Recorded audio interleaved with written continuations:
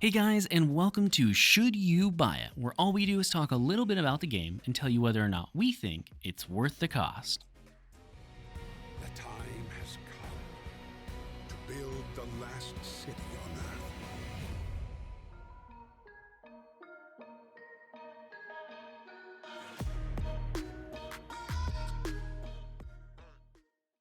In this episode, we'll be playing Frostpunk, the city building survival game where you will have to use everything at your disposal to keep not only your people, but also yourself alive in a frozen apocalypse. Now, the first question that we always cover in these videos is what stage of development is the game in?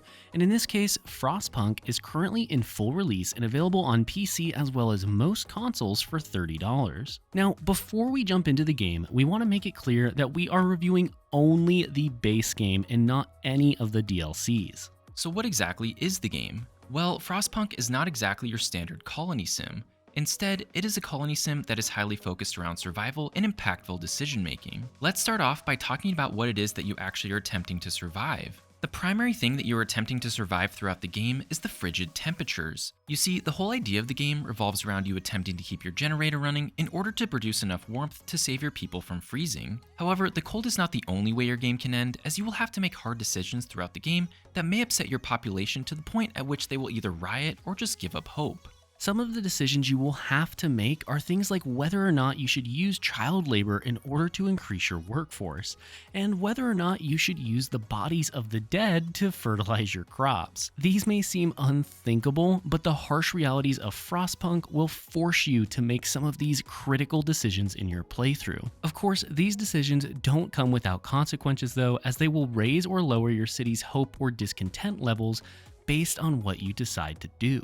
Hope and discontent levels directly relate to how happy your people are with your leadership. If you aren't careful to manage these things, then you'll quickly find yourself having to restart from the beginning of the playthrough. This is because if your discontent meter maxes out, then your people will riot and hang you. Whereas if your hope is too low, your people will give up and refuse to work, resulting in the death of your entire city. While political decisions have the biggest impact on your city's happiness, it can also be affected by some random and story events. Frostpunk has pre-written events for each of the different scenarios, along with some random ones as well. These events could include things such as requests from your citizens to build more shelters, or whether or not you should allow some sick refugees into your city. Each of these decisions can become incredibly important to your city, and all of them have pros and cons associated with them. While some of them may not drastically affect your city's happiness, most of them will affect your survivability, at least on some level. The game also includes a fairly in-depth tech tree. The tech tree includes things such as the ability to create scouts that will let you explore to different areas of the map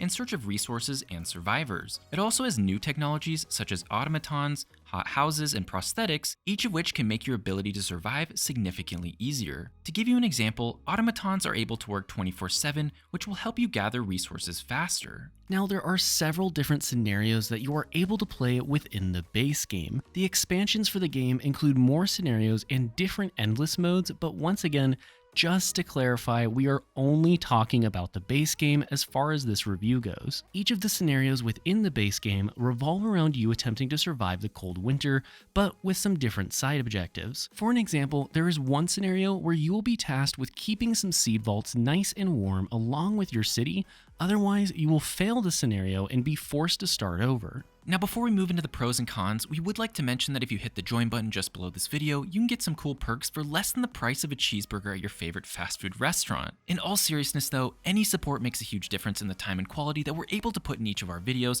and once again, to do this, just check out the join button down below. With that being said, first up for the pros is the unique art style and setting. To be honest with you, the graphics for a modern day game are rather on par, but the whole setting of being in a frozen wasteland with nothing but a single furnace to keep your people alive in a steampunk world is just such a cool idea. They also executed it so well with everything from the furnace to the automatons, all looking like they fit so perfectly into the world. Next up for the pros is that Frostpunk is arguably one of the most challenging colony sims or survival games out there today. To give you an idea, it took me 4 attempts where I was either overthrown, my people gave up, or even just had the furnace explode before I was able to make it to the completion of the first scenario. After that is the option to either raise or lower the difficulty. This makes the game great for those who want to replay through it so they can try out the different paths and choices. Maybe you decided you wanted to rule your city with an iron fist, but maybe next time you decide you wanted to rule it with religion. Either way, there are plenty of paths and difficulty options to keep things interesting. And last up for the pros is that Frostpunk just gives you a great sense of meaningful choices. This makes you feel like a villain, but really you're saving as many as you can. Frostpunk constantly makes you decide whether or not to make certain sacrifices for the greater good,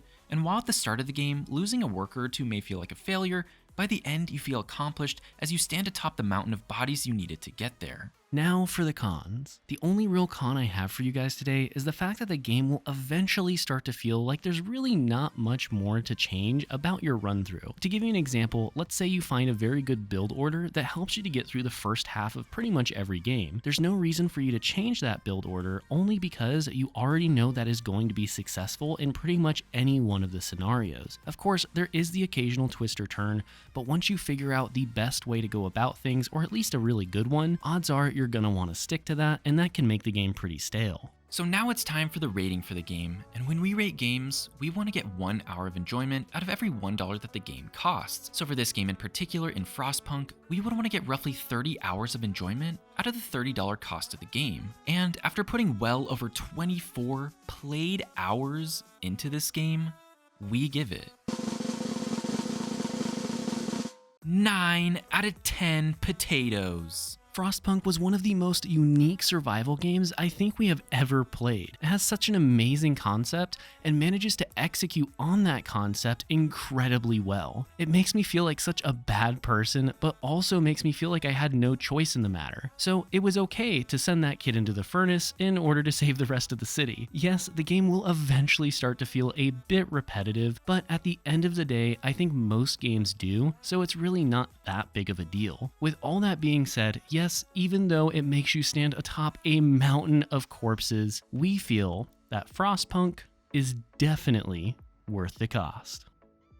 Now before you guys go, thank you so much for watching, and if you did enjoy the video, make sure to subscribe and hit that notification bell for more survival game content and reviews. We just want to quickly shout out our Platinum and Above members, Jim Phillips and Caustic FPV, and if you too would like to help support this channel for less than $1, which is less than the price of a cheeseburger these days, you can hit the join button down below to check out our membership program. Otherwise, thank you so much for watching, and we'll see you next time.